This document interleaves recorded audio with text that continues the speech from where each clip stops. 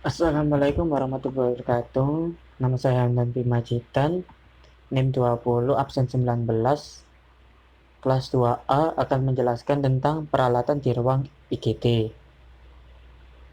Yang pertama adalah defibrilator. Defibrilator adalah alat yang memberikan energi kejut listrik yang tinggi untuk jantung melalui dinding dada untuk seorang yang mengalami cardiac arrest. Energi kejut listrik ini disebut dengan defibrillation dan merupakan hal yang sangat esensial dalam langkah cardiopulmonary resuscitation atau CPR. CPR sendiri merupakan intervensi yang berdasarkan algoritma yang bertujuan untuk mengembalikan fungsi yang berhubungan dengan paru-paru dan jantung.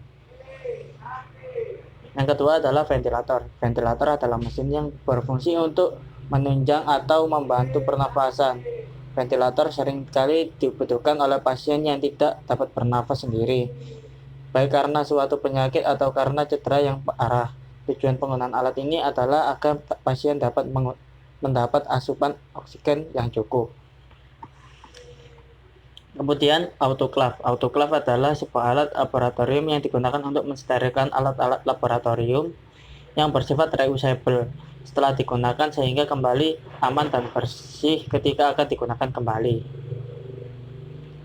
Kemudian infus pump. Infus pump adalah perangkat medis yang digunakan untuk memberikan cairan ke dalam tubuh pasien dalam jumlah besar atau kecil dan dapat digunakan untuk memberikan nutrisi atau obat seperti insulin atau hormon lainnya, antibiotik, obat kemoterapi, dan penghilang rasa sakit dengan cara yang terkendali.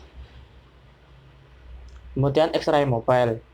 X-ray mobile adalah suatu alat yang berfungsi untuk mendiagnosa penyakit pada organ tubuh bagian dalam dengan bantuan sinar X dengan pembangkit tegangan tinggi yang merupakan pengisian muatan pada kondensator, sehingga X-ray ini dioperasikan oleh baterai. Digunakan untuk tindakan radiografi dari suatu ruangan ke ruangan lainnya. Tensimeter. Tensimeter adalah alat yang digunakan untuk mengukur tekanan darah. Tensimeter terdapat beberapa jenis, seperti tensimeter digital yang dapat digunakan hanya dengan menekan tombol on atau nyala. Maka tensimeter akan secara otomatis akan menghitung tekanan darah, dan ada tensimeter manual yang menggunakan pompa dan jarum jam untuk menentukan tekanan darah.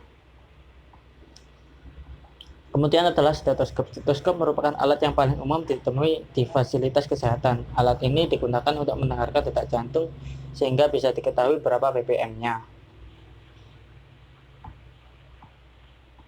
Termometer adalah alat yang digunakan untuk mengukur suhu, entah suhu tubuh maupun suhu ruangan. Termometer ini banyak jenisnya.